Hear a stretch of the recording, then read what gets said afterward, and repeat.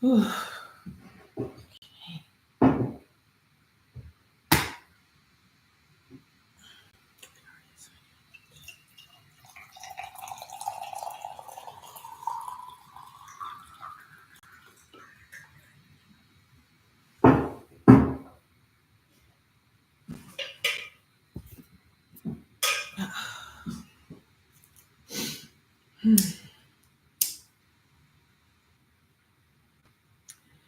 All right, good rising, great awakenings. Welcome to TaMeriKan Tuesdays and Good Rising TV.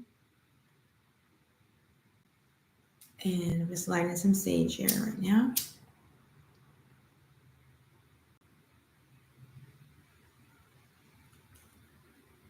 I've had the heater on for an hour or so and it's still not really warm. So I'm going to have to make an adjustment in a minute.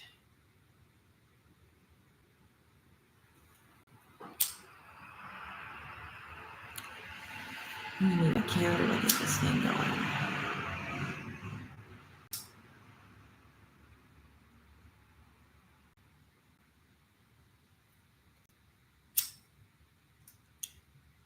Yeah, last episode, I received a violation on both YouTube and TikTok. I'm still banned on TikTok for one more day, and on YouTube, on my other channel, I'm banned until February. I did make an appeal, but I don't know if I'm going to get a response. Oh, good rising, great awakenings. Yeah, I apologize for being a little late. Let's see, who is this? The Great Spalding. Great awakenings, Great Spalding. Yes, I was just explaining why I'm a little late. I have to leave time to put on extra clothes, and the bathroom with the shower is frozen. So I have to make sure I have everything I need in the front bathroom. And man, but I'm here. And then I thought that my TikTok ban was over today, but it's over tomorrow. Just pouring a cup of tea. I hope you're nice and warm wherever you are, live or on the replay. I'm trying to stay warm. I think I need another pair of socks on. Let's see, what's the temperature here? If you've been following my journey, you know that the building I'm living in it needs a lot of renovations, and heat is not it's not very good right now. Guess I don't have internet. Yeah, I had a $40,000 gas bill dispute with People's Gas for 2 years, and resolve that. So I can't turn on the boiler. It costs about $3,000 a month to run the boiler. So I have some wonderful propane heaters. The next thing I have to do is put plastic on all the windows, which I don't like to do because I like to be able to open the windows. Grab one of those portable heaters and warm up. Yeah, I have a propane heater. I guess I could go get another one. Yeah, I have an electric heater. That's a good idea. Go get one of those. It's been on for almost 2 hours. Another heater.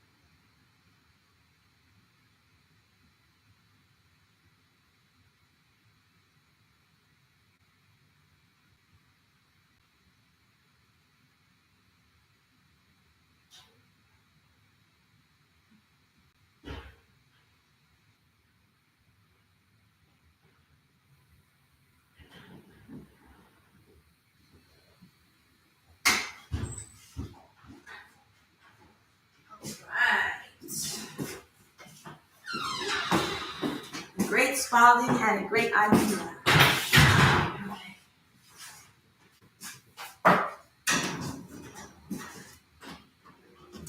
Okay.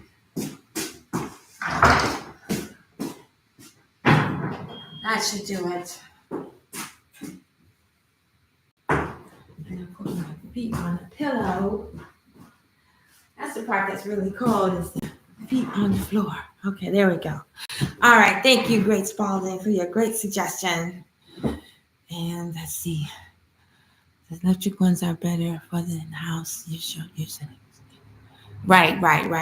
Now the propane heaters, the electric heaters, they don't always heat the room unless it's a small room. This is a huge room with big windows.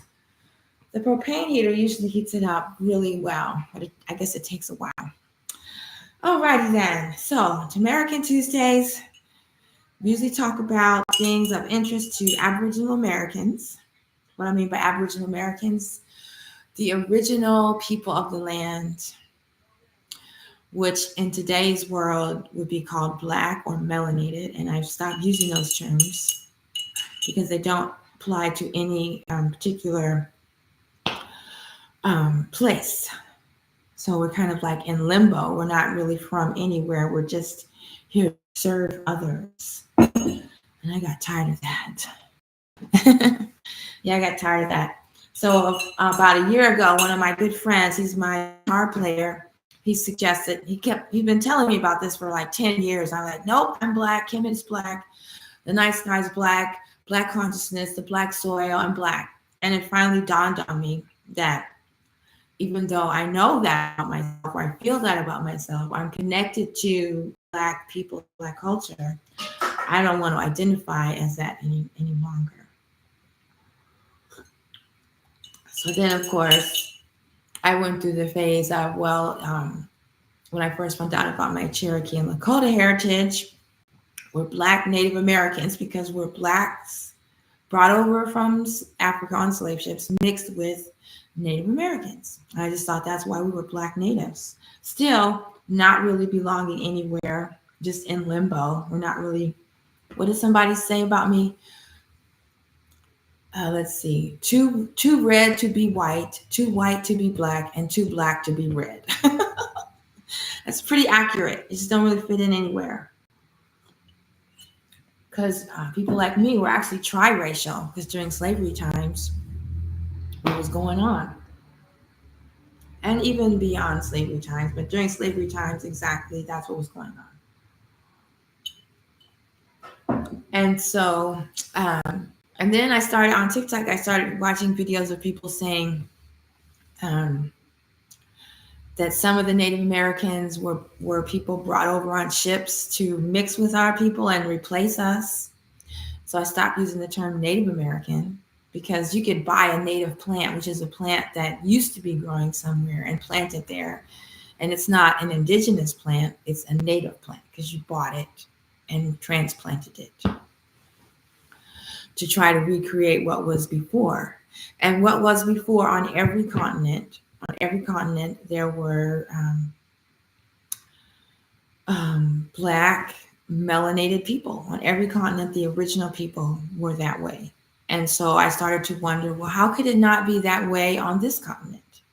And that's when I came into using the term Aboriginal American instead of Black American, African American, colored, Negro, Native American, or indigenous. Indigenous, of course, in my vocabulary, refers to the people that were at a certain place at the time of the invasion.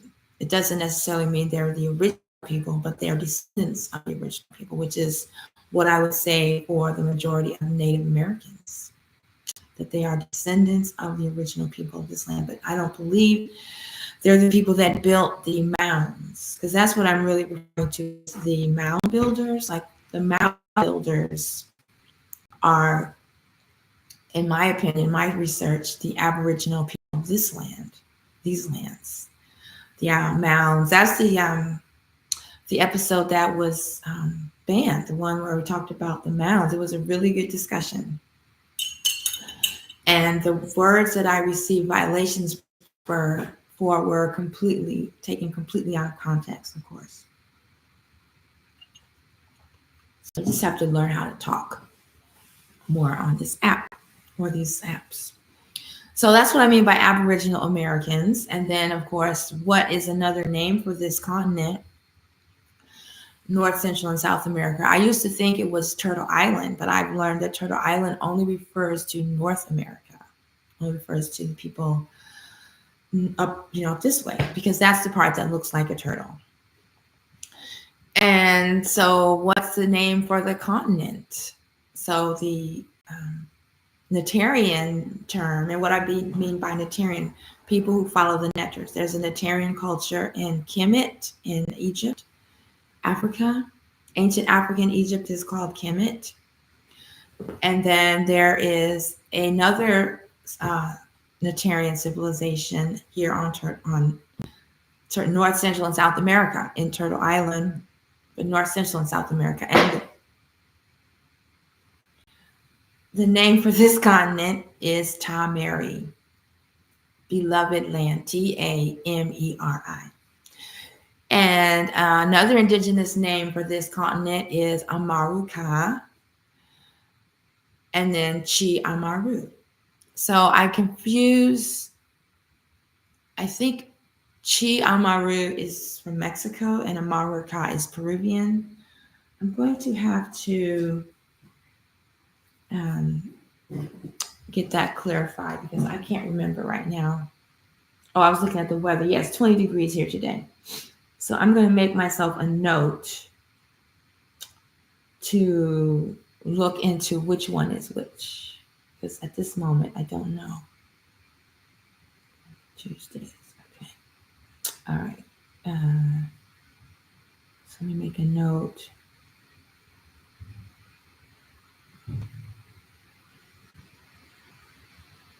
So that's where the term TaMeriKan comes from, because it's a combination of TaMeri, Amaru, and Amaruka.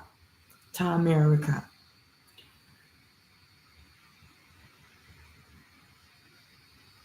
So, and since I've been using that term to describe myself, I have felt a shift in my frequency, in my confidence and ability to speak publicly, not publicly, but on social media about this. Whereas before, I wouldn't really talk about it very much.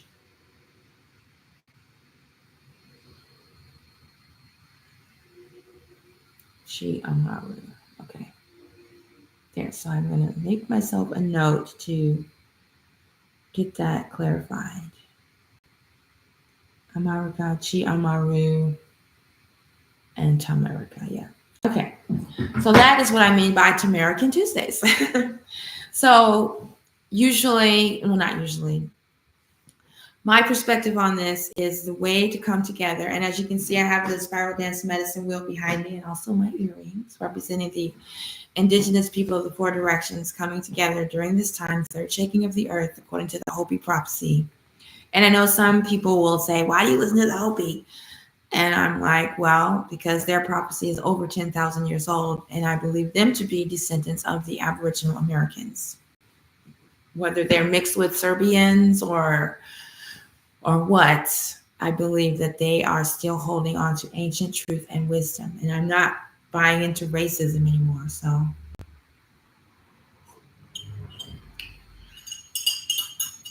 anyway,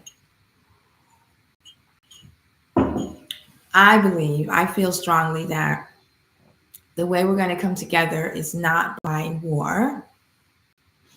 It's not going to be by fighting each other and saying who's first and bickering. Oh, good rising, Constance. Bickering over who's first and who's telling lies and who's agents and who's reptilians and who doesn't have enough melanin. I think or believe it's going to be like the Hopi say, by putting the teachings together, putting the wisdom teachings together, and then stepping back and seeing what it is. Like the original continent was Amexem is one name, or Pangea is another name, when all the continents were one. And then they split up into the basic four, which is kind of what the chart symbolizes. So now it's time for the pieces to come back together. And not saying that you have to give up who you are, just to recognize that everyone has the right to be. If you're here, you have the right to be here. So my original project was to study the cosmology of the indigenous people of 4 directions. And I've spent time studying not each one. I've spent time studying several. And then I've just finished studying ancient Kemetic wisdom. And now it's time to put the pieces together. I'm starting with Kemet and TaMeri, because those are the ones I'm closest to. So usually have readings from some of my books on cosmology. We talk about the Olmec, the Maya, the Cherokee, and the Lakota. And lately I've just been reading from the Maya Cosmos a lot, and my little books on this subject. Today I thought we would try something else, because I have all these books here that I haven't really been reading for the past 10 or 15 years because I was so immersed in Kemet. So it's like rediscovering parts of myself. So I would like to have some Lakota star knowledge. Someone handed me this book many moons ago when I was performing at Reggae on the River. Their mother wasn't feeling well and she wasn't going to be able to come to my concert, but she wanted to make sure I got this book. And I've lost it several times over the years. Like, it's like they say, a miracle. It's a miracle that I still have it, because most of my library was stolen when I moved to Chicago. I've told that story before. So I usually just randomly choose a page and see what they have in store for us today. What's that? A map. I never saw this before. It's a fold-out map. Wait. Oh, I guess I haven't seen it before. I wonder why they did it like this. But this is a good place to start. This shows us how the star map, the sacred hoop. Why did they do this to me? Shows how the sacred hoop constellation collection in the sky is reflected onto their land, onto the Black Hills. They have a race there every year to reflect the motion in the sky. So let's see if I can do it without being backwards. So this is Orion and Sirius, and oops, I can't do it. Oh, I get so backwards. And Gemini, the basketball. Let's see, what do they call them? The Lakota constellations on the ecliptic, correlated by sacred stones to distinctive landforms in the Black Hills. 1, the winter camps, which is the Pleiades, right? 2, well, the name is Kansasa Ipusie, the winter camps. 2, Winshingala Sakuin, the Harm Peak. That goes to the Pleiades. Wait. Oh, yeah. So this must be Taurus. Okay, so number 1 must be Taurus and Aries. 2 is the Pleiades. Then 3, Tayani, the group, is an animal. And that refers to, Orion. They don't really acknowledge Sirius in this map. I guess that's part of the animal. Okay. Number 4, the center of Ki Inyanka Okanju Pesha, a bare hill in the Black Hills. Number 4. And number 5 is the Mato Chipila, the Devil's Tower, and that refers to the basketball court. I'll put it up again so you can see it better. So this is really similar to the Quechua system of where the Milky Way crosses the ecliptic and is reflected on their land where the road crosses the river. So the sacred hoop is when you're looking out away from the Milky Way. And now I think the Quechua is like the Mayan clock. It I'm going to have to see where that one is. See, that's why I'm doing these, is because it's giving me questions to ask myself. So what does the Oyatambo, I don't remember how to spell it. What area of the Milky Way? Here, I'll pull that little map out. My book with all that information was stolen. Like not the book that I wrote, but I still have this one.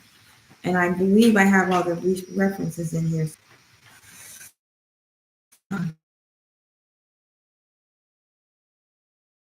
In the Peruvian village of Oyatambo, where the Milky Way, it's on this side, this side, where the Milky Way crosses the ecliptic. And then in their village, it's where the road crosses the river, and the Mayu is the Milky Way, the great river in the sky. Okay, so let's see, what do they say about this? Lakota Mandala. Let's see if they have anything on the page. Oh, wow. This is interesting. I've never seen this page. I don't even know if I've ever read the book. That's how crazy it is. Okay. That was like 2006. Someone gave me this book.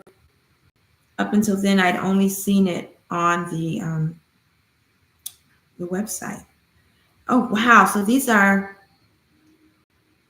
wow. Okay, wow. Okay, so this chapter is called The After-Death Journey of the Spirit Amongst the Stars, a Lakota Teaching. Wow. Sorry, okay. I don't really know what to say. Okay, I'm going to read the introduction to this section. And then I'm going to read the page that made me go, wow. Okay. So this is like the journey of Asar and the journey that we all take through the Milky Way. I don't know if you've heard that. Which legend is that? I think it's the Mayan legend, that when your body dies, your soul travels through the Milky Way. And Orion is there, Asar is there. Anyway. Other versions exist of the after-death journey of the spirit than the one we present in this chapter. Yet interestingly, these variants have not led the Lakota into theological disputes. Perhaps this is because so many Lakota have always sought their own visions, personal guidance, and knowledge from the spirits. And also because so many people have received visions, the Lakota nation has never been given to dogmatism. Wow, that's really powerful. Once a vision is judged authentic by the medicine men and women, the facet of reality which it reveals is respected and added on to what is already known.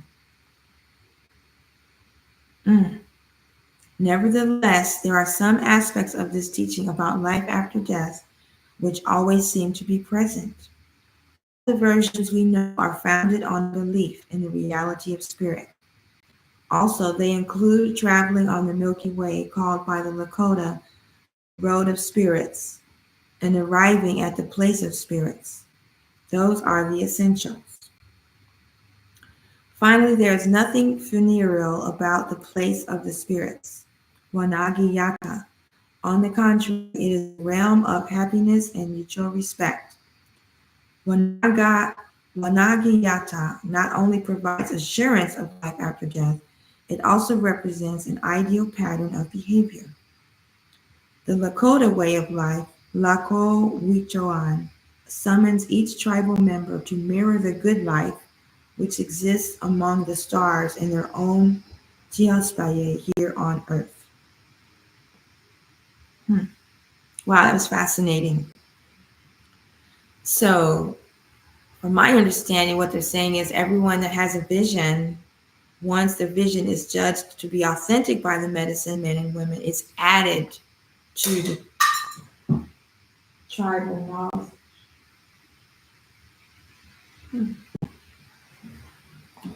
Interesting.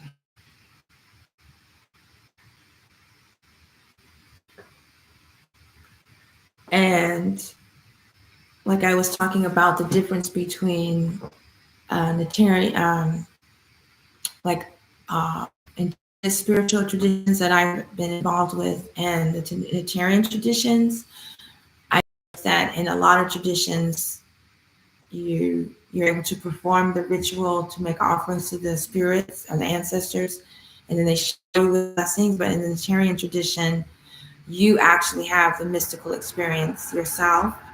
So I would, from now on, I would have to, according to this author, Ronald Goodman, I would say that um, after reading this, I've only done a Lakota sweat lodge personally, but I am into the star knowledge. I've been into the star knowledge for a while. So here it is right there. In this tradition, everyone has the mystical experience. And not only that, the mystical experience is added to the tribal knowledge. That's really powerful.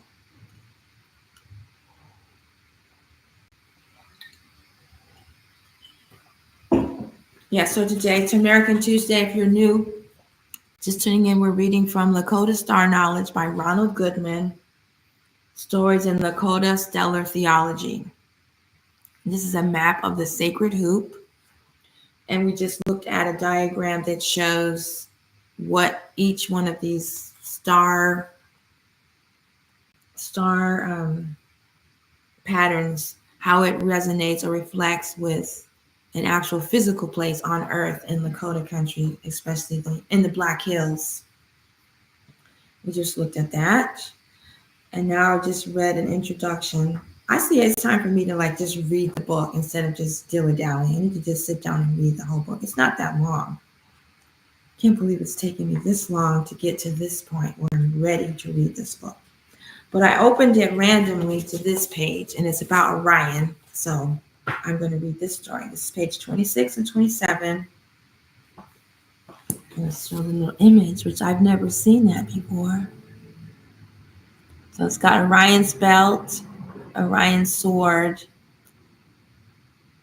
It doesn't seem like it's pointing to Sirius. Rigel, okay, so it goes this way. I see. Because Rigel's in the basketball court. So we go this way where we're at. Because Rigel is the basketball court, or Gemini. So I'm always so backwards on this thing. So I'm not sure if that's, okay, it goes like that. And so then Sirius would be somewhere over here. Oops, I'm sorry. It's somewhere over there. Okay. But yeah, I've never seen this chart. Okay. Fallen star.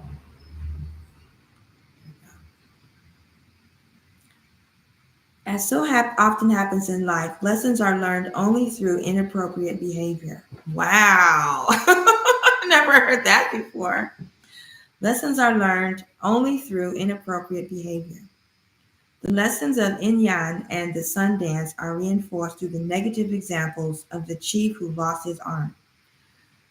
My mind is still blown by lessons are learned only through inappropriate behavior.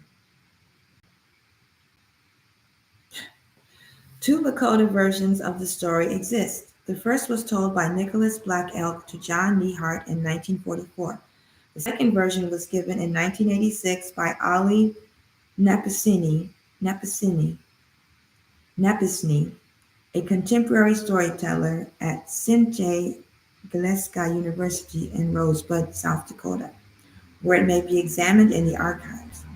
Black Elk's version can be paraphrased as follows. The chief who lost his arm. Fallen Star announces that he is planning to marry a woman in a nearby village. When he speaks to the woman who was the daughter of the chief, she tells him that the Wakinians, or Thunder Beings, have torn away her father's arm. She will only marry the man who is able to recover it.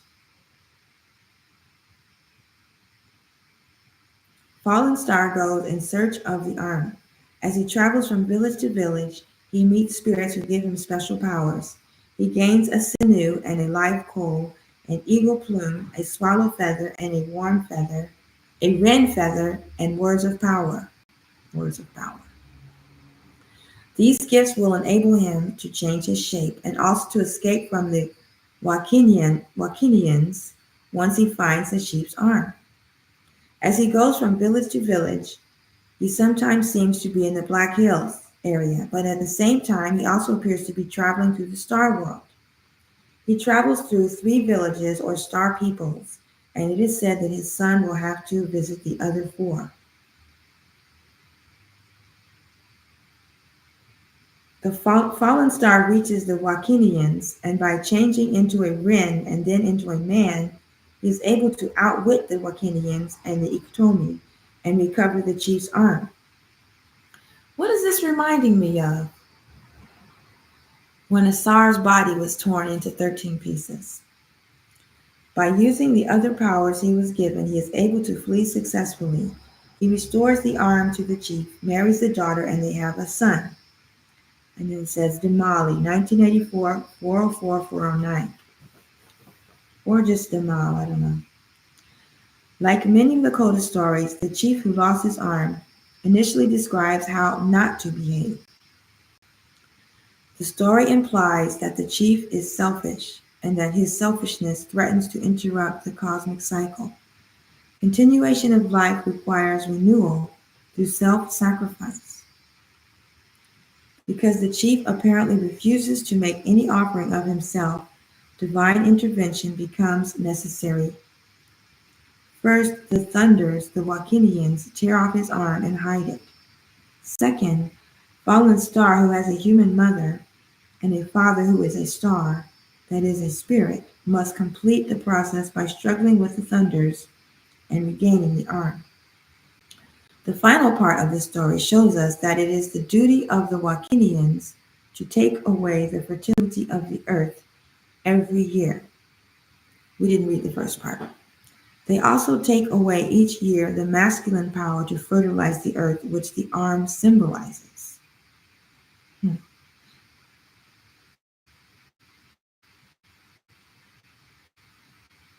This an essential, well, I read it again, let me read it again.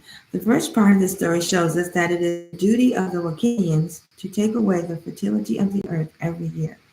They also take away each year the power to fertilize the earth, which the arm symbolizes. The essential function of the Wakinians in the annual cycle of life of death and renewal. The power to generate life is gained, lost, and regained each year, but only through sacrifice. The cosmic cycle is presented on the narrative level as a typical hero story that even includes elements of kingly succession. The chief does not voluntarily give his arm to the thunders. He represents the old year. That is why restoring his arm does not really restore him. Fallen Star has earned the spiritual right and the generative power that the arm symbolizes. Fallen Star represents the new chief and new year. He has proven himself worthy of marrying the chief's daughter. The chief's daughter.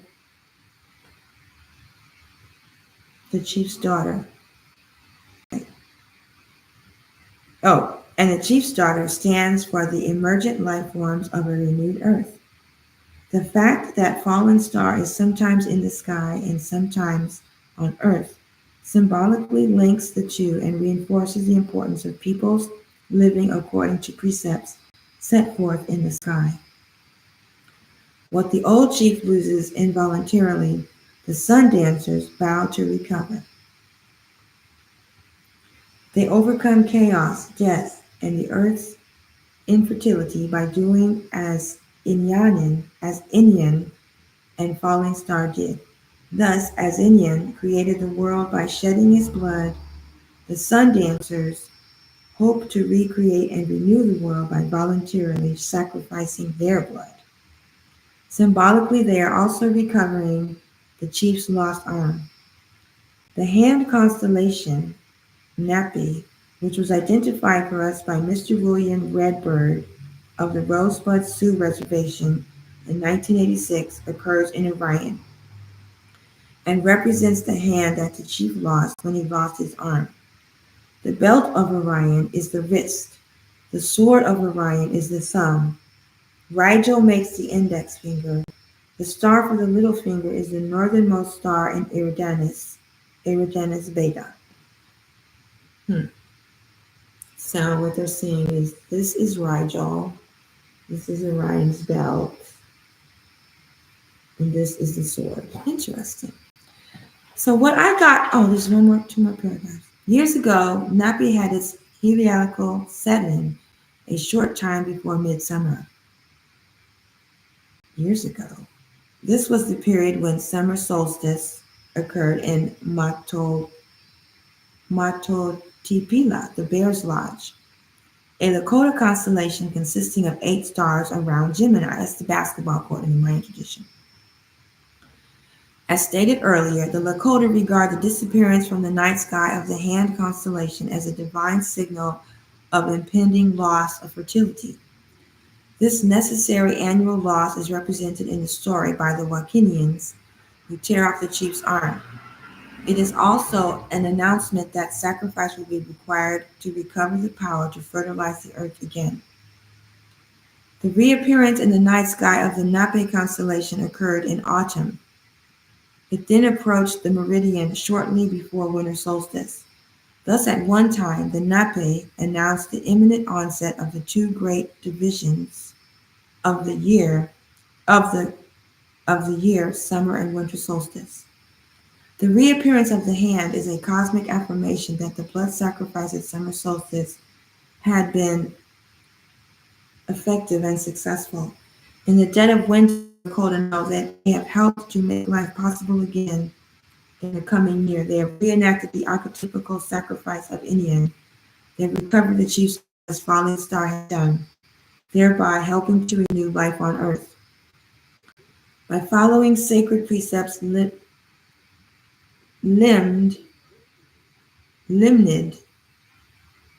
in sky and story, I don't know what that word is.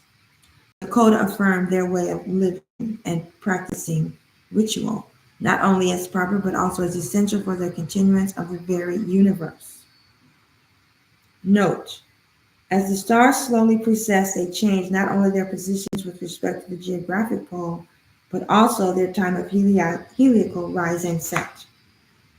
Okay, well, that was really interesting. A couple of things came up for me. In the Natarian tradition of Kemet, they have a similar story where the body of Asar is torn into pieces by his ego, Set, egoism. The soul is torn up by the ego. But I don't see any signs of blood sacrifice. I know they have offerings of animals later on, but I don't know. I don't have any receipts on this. I don't know, but that's what comes to mind for me. And also the way they said that with the heliacal rising of Orion in the Kemetic tradition, in the Dogon tradition, the big celebration is for the heliacal rising of Sirius. And in the Lakota tradition, it's the heliacal rising of Orion. So that's interesting.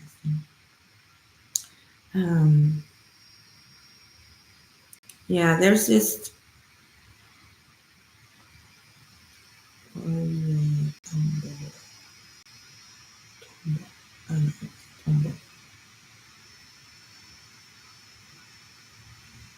so what is the heliacal rising? That's when a constellation or a star rises with the sun. So they were saying at the time of this legend, the heliacal rising of Orion, what did it say? It was in summer?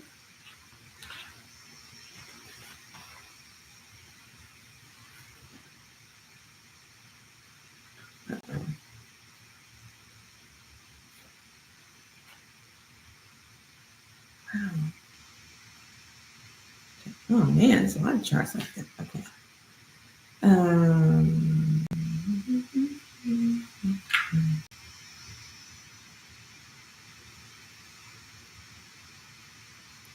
okay. I should have taken notes. Oh well, I'll find it again. Yeah, well, that's really interesting. Oh, here it is. The reappearance of the night sky of the Nape constellation occurred in autumn.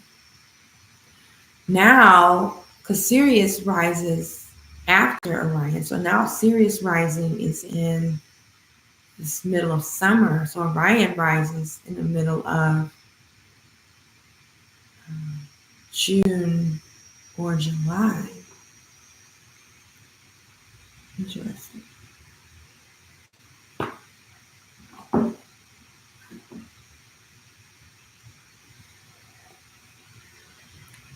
Yeah, so the Lakota and the Maya have this tradition of sacrificing their own blood. Another tradition, you sacrifice the blood of animals. Another tradition, you drink the blood of the avatar. I'm not into any of that. That's probably why I'm not in any particular school today, because that's not going to work for me.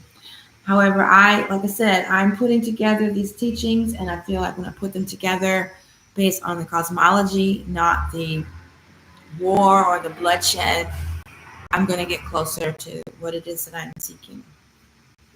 I'm just going to let that whole thing resonate a little bit.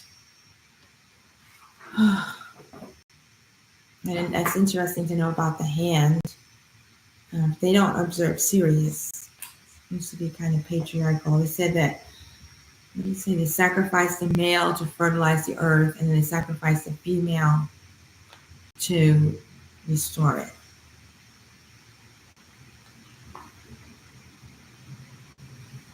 Okay, what did we say? You sacrifice the male.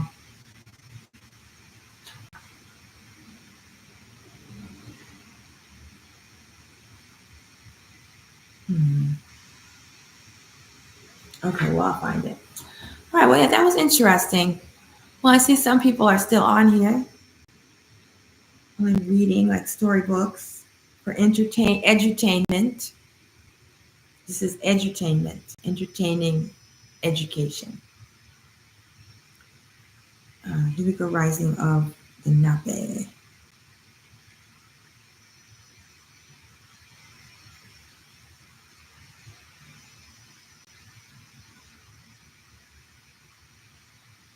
Okay, so for those of you that are still on, do you have any comments or thoughts on the reading for today? I don't know if you, seems like the internet's going in and out, so I'm not sure.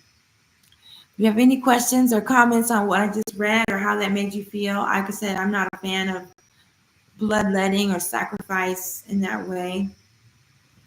One of the ladies I follow on TikTok said obedience, not sacrifice. And so that's where I'm at with it right now. Being obedient to my art, to my truth, to my higher self. But I'm not really into blood sacrifice. I did use the services twice because it was like an emergency, and hopefully if something like that comes up again, I'll develop my own way of dealing with it and not have to resort to that type of activity. Okay, so let's see what else we got for today. Oh, that took quite a bit of time.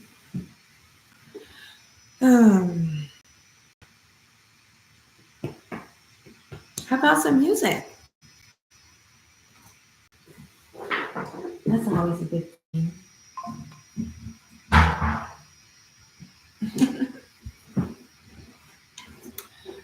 I do have a Lakota song, but I just saved that for ceremonies. I'm not going to do that one right now, but I have the Cherokee song of the new day. It's just it's greeting the new day. And so it doesn't just mean the sunrise new day by greeting a new level of consciousness and awareness and a new day for our people. I don't believe that every aspect of these ancient traditions will work in today's society, in today's time. But I do believe with the Hopi prophecy states that when we put them together, we'll have the truth. I believe that a lot of the traditions that are still in existence today, even ones from indigenous people or descendants of Aboriginal people, the ones that have been colonized anyway, they have a frequency to them that throws it off for me. Yeah, but there's still a lot of truth in it, and I can find a lot of healing and power. But I have to pick out the parts that don't serve me. Yeah, so that's how I feel about the blood sacrifice and shedding blood. And I'm not. I hope that's not offending anyone. That's just not my path. That's not my way. I won't do that. So I'm putting together something that works for me, like a patchwork quilt. I even have a song about it, about my clan putting together a cultural patchwork quilt with remnants from every indigenous tradition. That song is called My Clan. I wonder if I can play it. I don't know if I can. I don't think I can play my music in the background of these videos. I'll get a copyright infringement.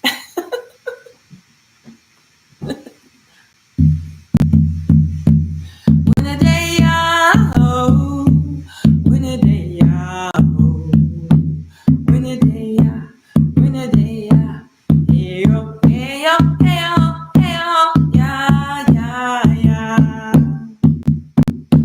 When a day oh, when a day oh, when a day when a day hey oh, hey oh, hey oh, hey oh, yeah, yeah, yeah. When a day oh, when a day oh, when a day when a day hey oh, hey oh, hey oh, hey oh, yeah, yeah, yeah. When a day oh, when a day oh, when a day when a day hey oh, hey oh, hey oh, hey oh, yeah, yeah, yeah. Yeah, yeah, yeah. Yeah, yeah, yeah. Yeah, yeah, yeah. I hope. Yes, to a new day, to a new frequency, a new vibration, a new mindset, a new way of living, a new way of doing things. It's a new way based on the old ways, but it's a new way. It's different from what's going on in the world today. That's my intention. Ooh, I think I still have, more hot tea. Yes, it's still hot.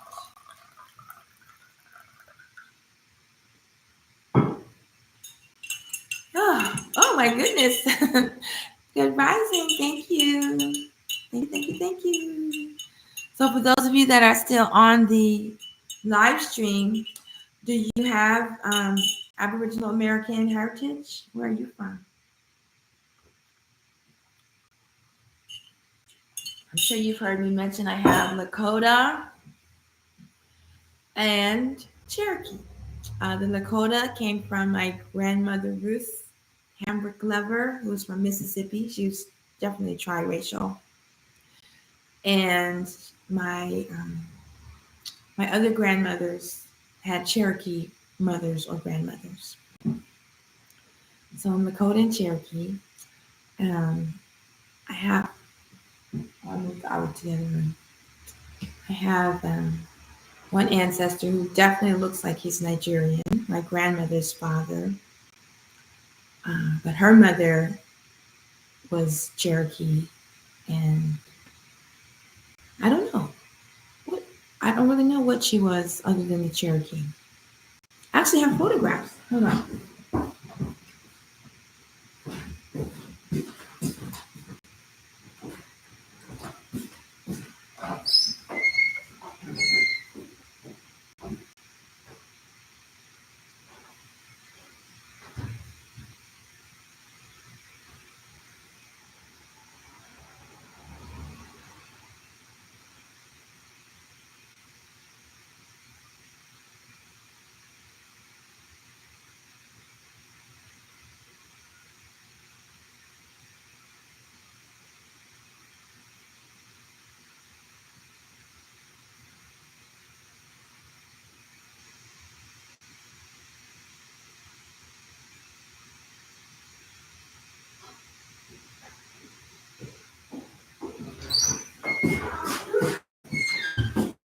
All right, yes. On that serious calendar from the Earth Center for the Dogon tradition from Mali, today is considered Ancestral Holy Day. So when I'm done here, I'm going to do my little ceremony for our ancestors.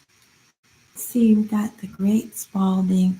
My great-grandfather was Cherokee. He passed away when I was 11 and lived to be 103. That's fascinating. My great-grandmother lived to be 103, and her mother lived to be 101, and then my grandmother, their daughter, lived to be 97. That's amazing. You got to know him. The great Spalding. That was my mom's grandfather through her mother, my grandmother. Beautiful. Yeah, so Aboriginal American. Okay, so I have a picture here of my maternal grandmother's father. I'm not sure which one it was, but isn't that an amazing photograph? Look at that. It's the original. After she died, I found a whole suitcase of photographs like this. And they're just in storage in my house in California. But we believe he was a Nigerian, because I've had someone from Nigeria who said that. I don't know. But apparently he came to America to fight in the Civil War. And he saw my great-grandmother being sold on an auction block, and he bought her and married her. Is that romantic? And then the flame came apart. This is my little came out of the frame. Some of my favorite musicians, female musicians and healers. Looks like it came out of the frame. So, but the lady with that fancy hat, that's my great grandmother, Annabelle Spurlock Gray. That's my mother's grandmother. And then we have Harriet Tubman, Alicia Keys. We have a medicine woman from Guatemala, Selena and Billie Holiday. But anyway, my great grandmother, Annabelle Spurlock Gray, she had a gig on a ferry boat on the Mississippi River. She played the harp, the cello, and the piano. I didn't find that out until I had become a reggae singer. I didn't even know it was in my bloodline. You know, it's just amazing. But can you imagine having a gig on a ferry boat in the Mississippi River in the 1800s? Like, isn't that the coolest thing? What is that? So that's Annabelle. And then this is a picture of my grandmother, Annabelle's daughter, and her brother, Walter. That's Mamo. This was the building I'm living in right now. This is Mamo's building. I have a picture of her husband, my grandfather. I have to work on that. But I think this was at the house I grew up in Chicago. Yeah. This is our living room. But anyway, Mamo had a job as a professor at the University of Kansas. And she got on the bus, and they told her she'd have to sit at the back of the bus. She says, oh, no. And she got off the bus and bought a Ford Model T car and got her students to teach her how to drive. That's Mamo. And Uncle Walter, unfortunately, he helped design the computer system for the IRS. I feel like I'm paying for that karma. Another week. Oh. And so this is a picture of Mamo at St. Edmund's Church.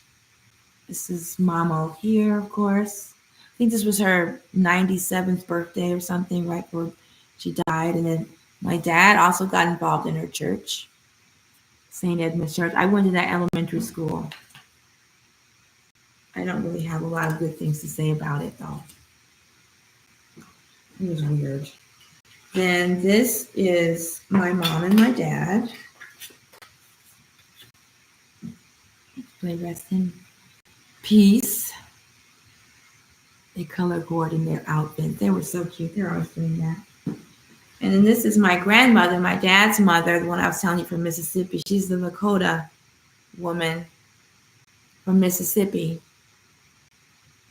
And her mother, was it her mother? Yeah, her mother, Sister Willa White, she started White's French Fried Shrimp in the back of her garage in 1939. There's my dad, and his two brothers. Beautiful. And this is my Aunt Jewel, right before she died. So that's a little bit about my family tree. Yes, they are very beautiful. My dad's side of the family, like my dad and my Uncle Billy, they have that really beautiful, what they call Indian red skin, and they had that like quote unquote good hair. And their dad was a Cherokee man that rode his horse through the city of Chicago. And I hear in his car, he carried an ice chest and a juicer, ice chest full of produce. Like the first time I went to visit my relatives in Chicago after I became a vegetarian, we brought up an ice chest and a juicer. And we're like, oh my gosh, that's just like your grandfather. And I'm like, what? Because I never got to meet him. I never even saw a picture of him, but apparently I'm just like him.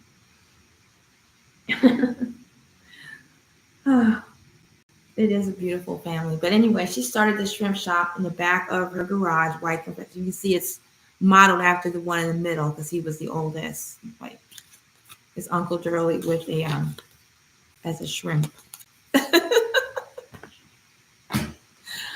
Well, that was quite a life back in the 70s, growing up with all this. It was quite a business, family business. It lasted until the 70s. Yeah, during the riots, we lost like more than half of the stores and just didn't really recover after that. But it was quite a journey. And of all of my cousins, I'm the only one that I know of that's an entrepreneur or living as an entrepreneur. Okay, well, thank you for sharing your story with me. Oh, we used to go spend time with him once a year with all the family. Oh, okay, here we go. Great Spalding says, my family mostly outside of that traces back to Northeast Africa, ancient Nubia, Kush, and all that. Yeah, we used to go spend time with him once a year with all the family. Beautiful people. Okay. Well, it's good to know your roots, wherever they take you. Ancient Nubia, Kush, and all that. Ooh, you're actually from Northeast Africa. That's so exciting. My connection with Kemet has got to be ancestral. I don't know if any of my relatives, ancestors were actually from there. People would get so angry at me for saying, you're not Egyptian. I said, I never said I was Egyptian. But my connection to the culture it's too strong to ignore. It's a part of me.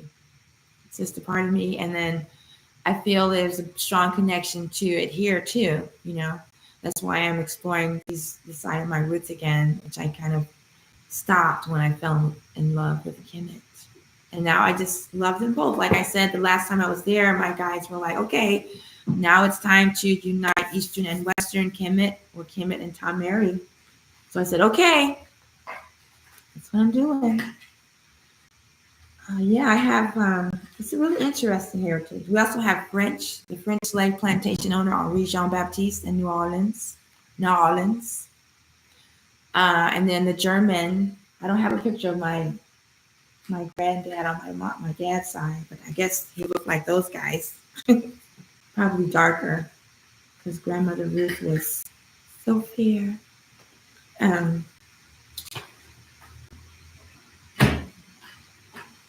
I lost my train of thought just that quickly.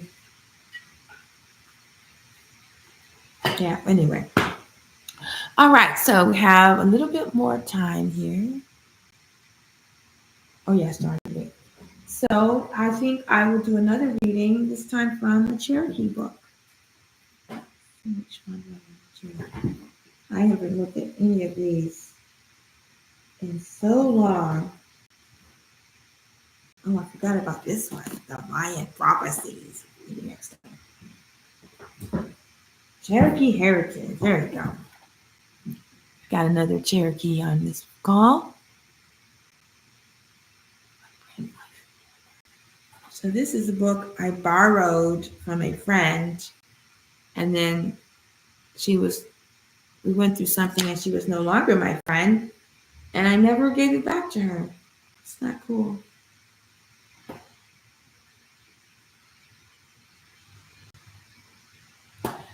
Oh well, here it is. Okay.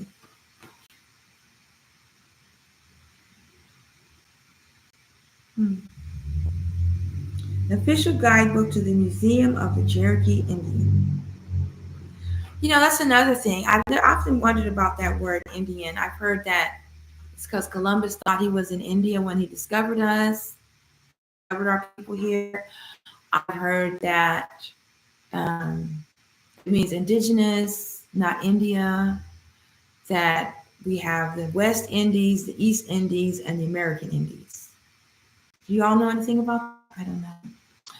Exactly. Mine is just ancestral. Never knew anyone, but that's where my bloodline originates from at day one before we were brought to the Americas. Some people have West African ancestry, some Northern and some Southern Africa. My ancestry starts in Nubia. Mostly all of us in America now come from the great builders and teachers from Kemet. We are the descendants of the great ancestors that wrote on those walls and all. Well, that's actually what this program is about, Great Spalding. There is evidence that states that most of us, Black or melanated people in America, did not come from Africa. That's why I call us Aboriginal, because the original people here were Black too, not just Africa. That, like when you see the Aboriginal Australians, not the people that are there now, but the Aboriginal Australians, that there were Aboriginal Americans. There are Aboriginal Peruvians called the Quechua, not the Inca. Aboriginal Mexican. The Mayas are the indigenous, but the Olmec are the Aboriginal. So that's kind of what this program is about. Like I said, I have one ancestor that is definitely from Africa, but the rest are not. So we're kind of reverse. But I don't believe that, that's the only lineage of Black ancestry, and they're not from America. The other ones are Cherokee, Lakota, and then I have some European. But I don't really, if you go by the bloodline originated here in Turtle Island. But yeah, there's a lot of information that states that there were mounds here on Turtle Island that were platforms of great pyramids and huge, massive complexes. And the Native Americans did not build those. And at those sites, and the Grand Canyon and the Red Queen's Palace in Palenque, you'll find quote unquote Kemetic artifacts or Natarian artifacts. Whether they came from Kemet or whether they were made here, we don't know. But there's a lot of evidence that shows that the first Kemetic society, or a larger Kemetic society than that's what's left in Egypt, was established here at TaMeriKan, and there was a civil war, and then some people fled all the way to East Africa and set up the memorial there, so that the culture in Kemet is memorial to what existed in North, Central, and South America. And yes, this is for entertainment purposes only, or edutainment. This is my perspective based on my research. I am not spreading misinformation. I'm spreading my information. And anytime I read something from a European author, I'm not stating that's to be true. I'm just showing the insanity of Caucasity to make such statements, like what happened last week. I was reading from a reference by what Europeans were saying about the mound builders. I'm not going to repeat it, but right now. But yes, great Spalding. So that's what this program is about. It's about reconnecting the dots between what has survived all of these years of theft and colonialism and ignorance and lies and deceptions. Maybe next week we'll go. Yeah, next week, if I remember, I'd like to learn more about the mud flood, because they say that that whole culture, society, um, where they had power and they had these massive buildings, were wiped out by this mud flood. And then they left some of the structures standing, called it the World's Fair, then dismantled most of them, saying that they were only built in 6 months for the World's Fair. But in reality, they took a long time to build those buildings. And they're lying about who built them. They're saying it's the Tartarians, but there's proof that's saying it was Aboriginal Americans, quote unquote, Black people. Some people say they were the Moors. But I'm just investigating this on these live streams, and then supposedly I have time to go home and go through my notes and do more research, but that hasn't happened yet. But yes, great Spalding. That's what I'm striving to investigate on this journey with people who are interested in this topic, because there's too much evidence that states that we didn't all come on slave ships. There's hardly any slave ships that survived. There's hardly any actual proof of that. And I'm not saying that your lineage doesn't come from Africa. I'm just saying that my bloodline did not come from Africa. I have that one great grandfather, and that's really all that we know about. I have one great grandfather, and then one grandfather was a slave owner in the plantation, Henri Jean Baptiste. And then another was a German man. His name was Hambrick. So I don't know if he was Jewish or what, but other than that, the blood is from here. So I'm going with that. But I would like to help patch together the cosmologies of the cultures that have survived here in TaMeriKan and see what we come up with, because I believe there's a connection. I know that our ancestors traveled North, Central, South America the way we go up, in California, you can take Highway 1 all the way from the north to the south. You take one highway and just travel north to south. And I think we just traveled north to south here too. So that's my purpose, my objective for these presentations, is so that eventually I'll have a book. We come way before slave ships. That's a fact. You are telling all facts. We were here in the Americas before the Americo Vespucci came around with his barbarianisms. Yes, this is true. Yeah, I believe so. Yeah, for a while I thought the name America came from Americo Vespucci. But there's just proof that it was called that before Americo Vespucci was even born. So it's just a coincidence. All right. So, this looks like a good chapter. I mean, not good. Oh, I see. It's all about their history based on the exhibits. Okay. Well, I opened up to this book, this page, Cherokee Relations with the French, because I have Cherokee and French. So I just opened up to it. Because Elijah Jane Davis was my maternal grandfather. I don't have his picture. He was the relative I was closest to, and I don't have a picture of him on my ancestral altar. I had one, but I don't know where it is. Wait.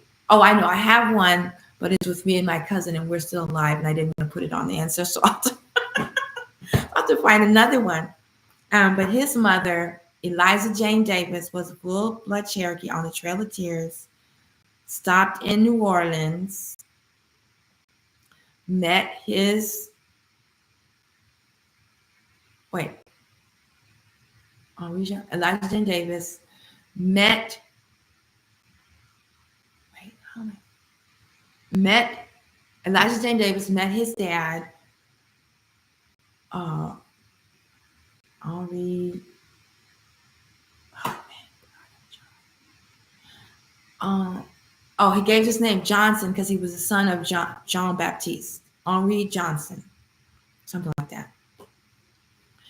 And he was French and African because it was a slave owner with a slave that married this full-blooded Cherokee woman. And then they came to Texas and had their family.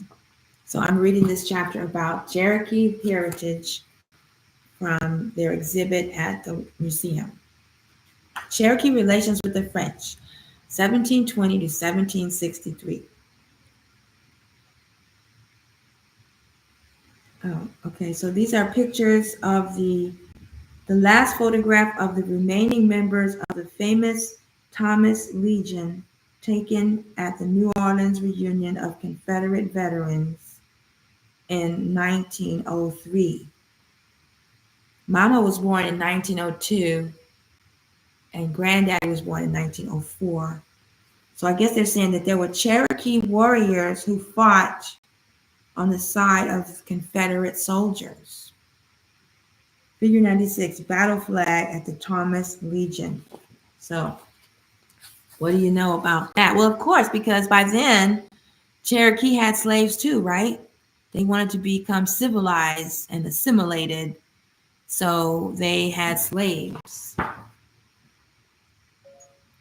High in their mountain homes, the Cherokees received a frantic call for help from the Chickasaws.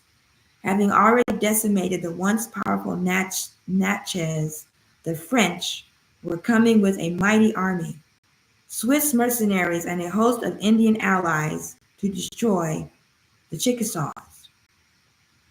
Well, I went to Switzerland last year. Swiss mercenaries. You know, let me just say that what I learned when I went to Switzerland, I learned that the reason Swiss is neutral. Okay, the reason Switzerland is neutral, the reason they're able to remain neutral is because they sell weapons to both sides of the wars. Whenever there's a war, they sell weapons to both sides. So they're neutral. So here we have a mighty army of Swiss mercenaries and a host of Indian allies to destroy the Chickasaws.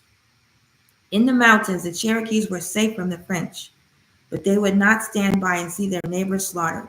The Chickasaws' cry for help was answered by a fleet of Cherokee war canoes. The Cherokee fleet swept down the swift Tennessee River through the treacherous Narrows and around the great whirlpool at the Suck. I don't know what that is.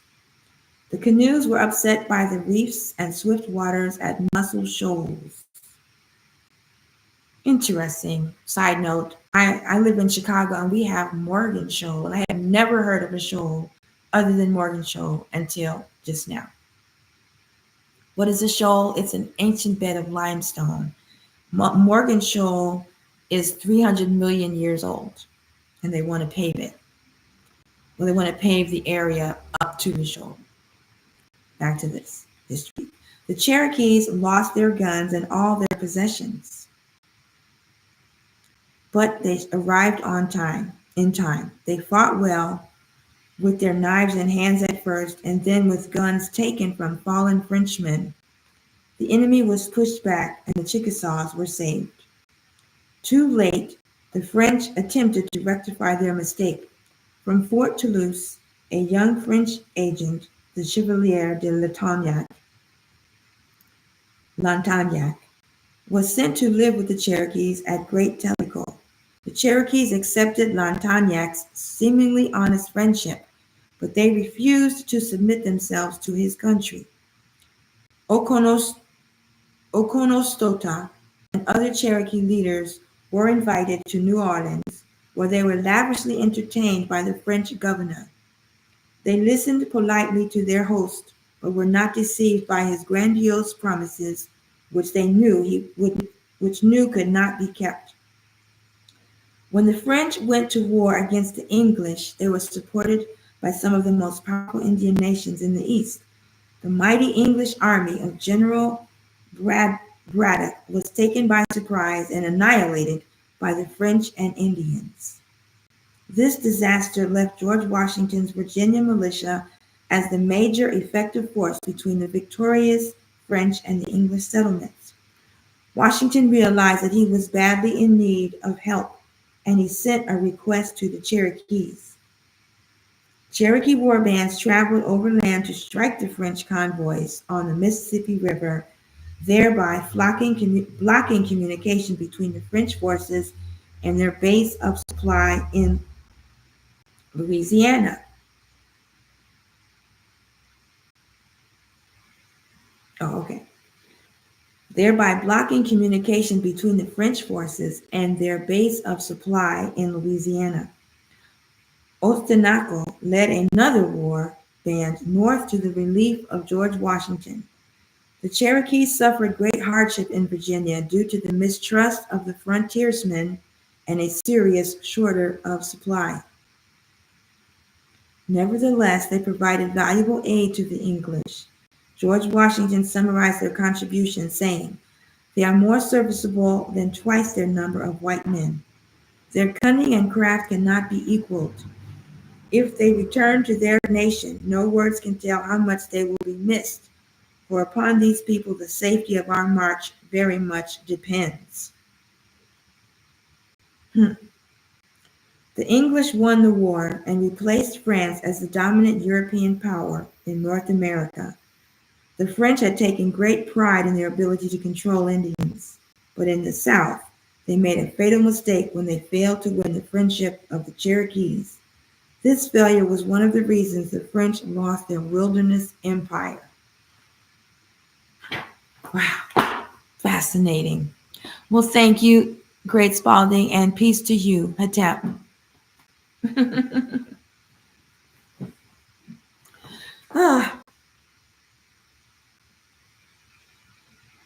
Yeah, we don't really know what it was like before all this invasions. All we have are these records of the bloodshed. And then some Indians fought with the British, some fought with the French, some fought with the Spaniards. But they helped Europeans win over this country. I don't know why they just couldn't unite amongst themselves and fight off the invaders. Why? Because of tribalism. That's why. Because of tribalism. They were fighting amongst themselves, and so they helped other people fight amongst themselves. Don't get me started. It's kind of disturbing, actually. I mean, it is disturbing, not kind of disturbing. Yeah. Okay, and now look at the world. Like England and France are two of the smallest well, no, not France. France. I think it was Spanish, Spain, and Portugal. Let me see. I don't think France is that big. They're not that big. That's what I'm trying to say. These European nations, Europe, not from Europe. They're not that big, and yet they were able to come over here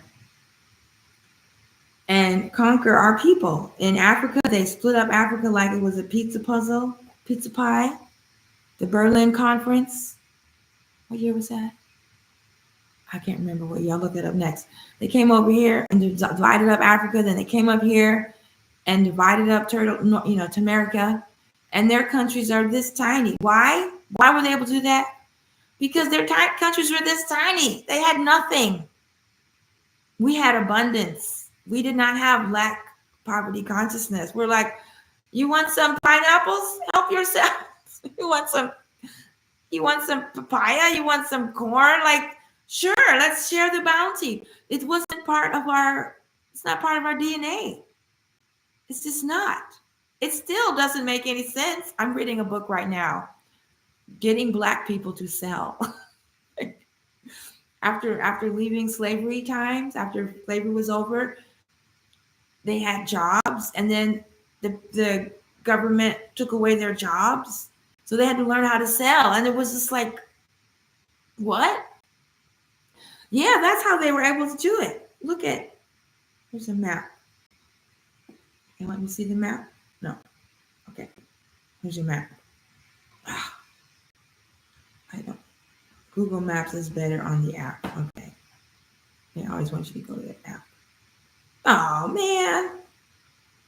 Don't give me that. Stay on the web. Okay. Just looking for a map. Okay. Well, this, isn't there a better map?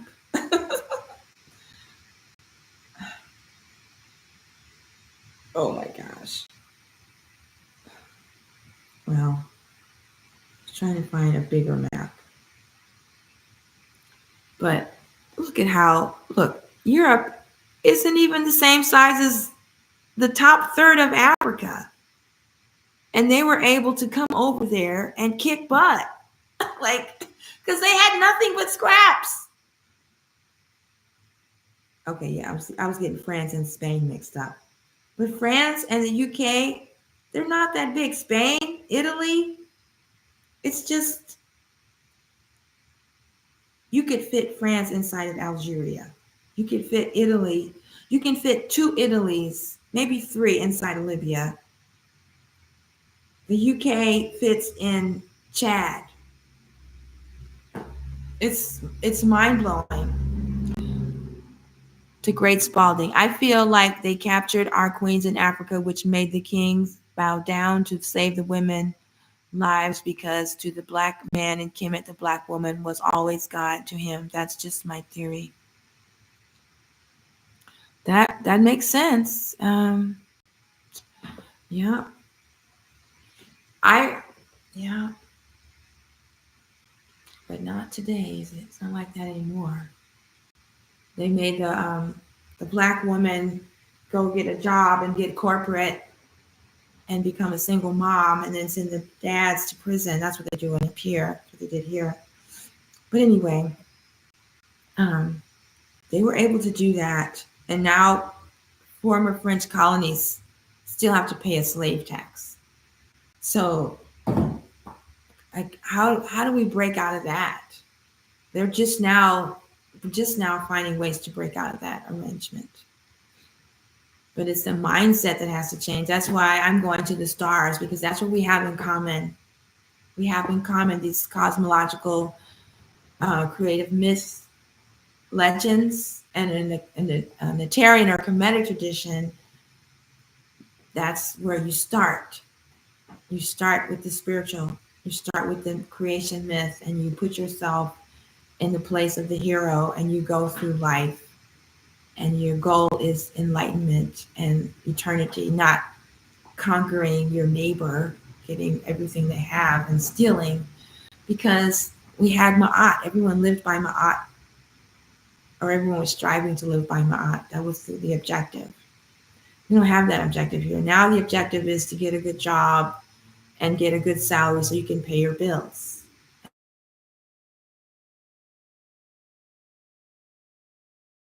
The black woman is God. That's beautiful. That is a very powerful position. To my father, his black woman, my mother was God. I've never known any man like that, so it's very good to know that they still exist. But that would mean that the black man is also God, right? I mean, it can't just be one way. And me personally, after all my conditioning and brainwashing, I don't have a problem with calling myself a goddess. I don't have a problem with that. Or someone calls me a goddess. But the word God has so many toxic, negative connotations that it's hard for me to acknowledge someone as a god or even a king, because it's such a negative projection into my life. Like, I tried for years to allow men to call me queen, and I just said, you know what? I don't want that terminology anymore, because it's too European for me. It just makes me cringe. So in the Kemetic tradition or the Natarian, there's gods and goddesses, and then there's a divine. I don't refer to capital G-O-D. I just say the divine, but smaller case G-O-D or G-O-D-E-S-S, God or goddess. But because I don't use the capital G word, I cannot bring myself to say the lower G word. So I try to just say cosmic force, the cosmic force, or Netera, or Neter is a god or a male cosmic force, and Netera is a goddess or a female cosmic force. But I have a friend that calls me he calls me, greets me as goddess every day, and I'm like, I just cannot, I just can't break free of that conditioning. So I just call him the netter of the forest, the netter of, life or whatever. But I don't say God. I don't say that. But for some reason, I'm okay with goddess. Why? Because I didn't grow up with that. So it's, to me, that's not, Christianized or Caucasitized or whatever you call it. So I'm still working on unraveling different aspects. Let's see, we've got another comment here. Yes, there are many like you. You're not the only one. You are the goddess truth. I got to go to work now. See you later. A tap. Yes, I've been meeting some really interesting brothers lately, and I'm just not ready to give them the time of day yet. I'm so sorry. I've been through so much, and it's got to heal more before I go down that path again. However, I do recognize the divinity within them. I can see the goodness, but I'm blind to the non-goodness. And so I cannot go there right now. But I'm comfortable calling Netter, like I have a friend, his name is Netter Ankh. He's the cosmic force of life, light and life. Netter Ankh, Aku. Or Netter, whatever their name is. I'm gonna start doing that. Or like in the Temple of Shaitan Netter, you refer to everyone as a Sar, like the divine soul, and then you're like, I'm a Sar Arit, divine soul Arit. So I could do those two things, but I just can't seem to go back to Greek. I can moving beyond Greek. I'm not gonna go back to Greek. I guess that's really the best way of describing it. Oh, thank you so much. I'm learning things by going live, because if I wasn't going live, I would not make time to read these. I haven't made time to read these books. I have not read these books in like 15 years. And that's probably why the universe took my library away from me, because I wasn't using them. I was saving the books for when my children were at the age where they wanted to read the information, and they're not on this path. I'm still grieving the loss of my books, and I'm grateful for the ones that I still have. And so that's why I'm bringing these out. So I'm enjoying it a lot too. Alrighty then, I have a goal of time on here. So apparently I have 7 more minutes to go. So great spotting. If you have to go to work, I'm going to just do, 5 more minutes. 5 more minutes to go. So let's see what else have we. Oh, here's a good one. The Black Seminole Indians of Texas, Doug Savad. I know Doug Savad, and he is the first Black Native American or Aboriginal American that I actually knew. I got to know. He's a very good friend. He has helped me so much become the woman I am today. I don't know if he knows it. I know he's been working on his documentary for decades. I think I'm going to have to look him up. But here's a funny story. Oh, yeah, he talks about it in here. Okay, I'm going to read the introduction. But his name is Doug Savad, which is Davis spelled backwards, because he's related to the Davis brothers. Editor's preface. The Black Seminole Indians of Texas is an excerpt from a work in progress, a 2-volume study of Black Seminole Indians from their African origins to the late 20th century. Doug Savad, Everett D. Davis, is a man of many talents, actor, musician, novelist, screenwriter, linguist, anthropologist, and historian. He is also a Black Seminole Indian whose ancestry includes the Davis clan of Choctaw Black Seminoles, the Thompson clan of Cherokee Black Seminoles, and the Bowlegs clan of Muskego Black Seminoles. Mr. Savad has spent more than 6 years on this project. Wow, it was 1984. Now it's like 2024. He spent 40 years on this project. And his research has taken him to South Texas and Mexico, and the importance of this fieldwork is evident in the first page of the text. His researches have made Mr. Savad an internationally recognized authority on the Black Seminoles, and he has been invited to deliver papers at professional conferences in the United States and abroad. The Black Seminole Indians of Texas illuminates a fascinating chapter of the multicultural story of Texas and the United States. Robert Rosenbaum. Oh. Dedication. American history always presented a problem for me in school. It portrayed my ancestors differently from the stories my grandmother, a Thompson Cherokee Seminole Bowlegs descendant, told. She talked of battles with European Americans, never being afraid of them and proving we were superior. She related epics nothing like slavery beatings nor birthing masses babies. My gratitude begins with she and my other grandparents, Black Creek Wilsons, Black Cherokee Taylors, Black Seminole Indian Davis, responsible for the blood running in my veins. May I never forget. As I traveled around the country, I met other Blacks claiming Native American ancestry. So in 1976, I began a search to know why. With initial assistance from the Texas State Library and Dr. Ian Hancock, linguist, I embarked on a venture in world and American history that totally engulfed me.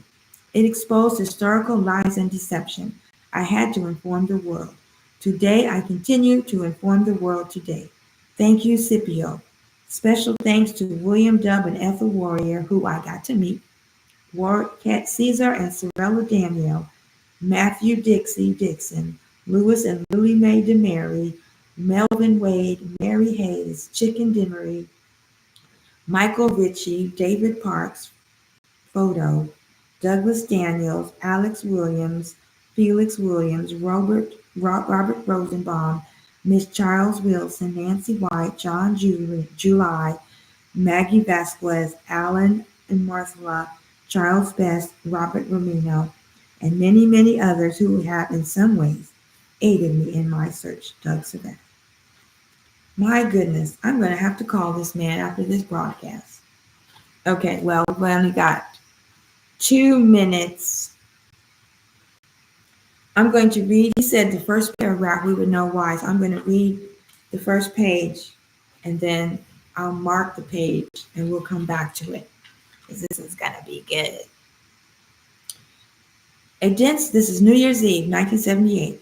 A dense fog crawls along the ground, its wet fingers reaching out, engulfing the bramble and cactus on the outskirts of a small West Texas town. The fog continues its waywardness, and the community is surrounded, submerged in the cold 19 degrees mist. Even the water tower at the old fort south of the highway is swallowed by the chilly drizzle, a dreary day. It's New Year's Eve, a day for basketball, football, liquid refreshments, and food, a day of celebration for the Black Seminole Indians. At 6 o'clock this evening, 12 hours of crying, laughing, singing, dancing, drinking, praying, and preaching will begin. Tons of beans, soft key, napolitos, and cabrito prepared this early morning will be placed on tables so that people may eat whenever they are hungry. Some 50 or 60 Black Seminole Indians, many intermarried with Mexicans, have journeyed here from Nacimiento, Coahuila, Mexico, to be with cousins, aunts, and uncles on this dank, icy day. Demery's bar sits quietly. Usually it bustles with the movement and conversations of drinkers against the background of the blues from the jukebox. Today, Louis Demery's mountain lion trophy over the barroom mirror has the place to itself.